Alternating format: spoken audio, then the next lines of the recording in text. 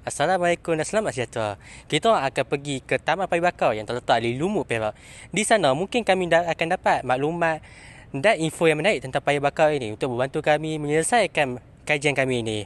Jadi, nantikan kami di sana.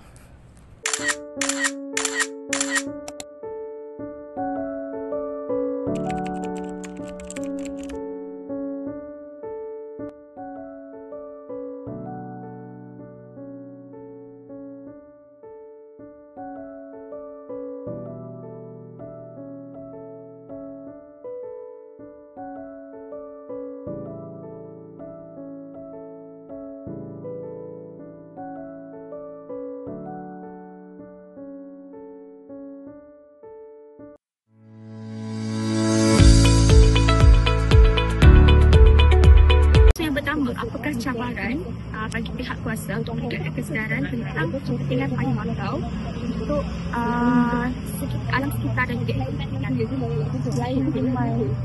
Antara cabaran yang kita ada setakat ini adalah masa untuk kita menyusun program-program kesedaran dengan sekolah, aktiviti, awam. Sebab kebanyakan orang-orang awam ni dia terikat dengan kerja ataupun waktu sekolah kan. 9 sekolah lagi lah 7 sampai 1 per 2 campur kurikulum. So untuk kita nak masukkan slot program kesedaran daripada kuasa ni, kita kena susun jadual. Sekolah pun banyak kan, jadi kita terpaksa lah susun jadual. Dan ada kadang-kadang ada sekolah yang tak dapat kita terima sebab jadual yang terlalu pack. So itulah, kita tak cukup masa sebenarnya untuk kita adakan program kesedaran dan konservasi ni dengan awam.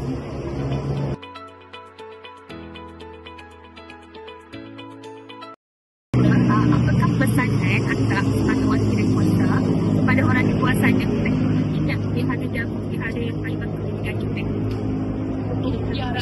Saya kalau boleh biarlah lebih ramai orang ada kesedaran, sebab sebenarnya banyak kepentingan dan manfaat kepada hutan bakau kepada kita manusia. Salah satunya kita punya sumber makanan, kita punya bentuk melawan alam. Lepas tu dia adalah sebagai satu alat untuk menstabilkan suhu bumi. So ada banyak manfaatnya.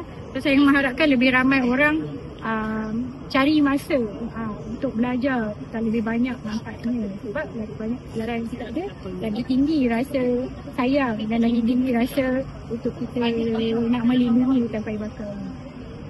Okay, sekian sahaja daripada saya, Azini Elia dan juga Kak Hawa dari pihak kuasa. Terima kasih Kak. Sama.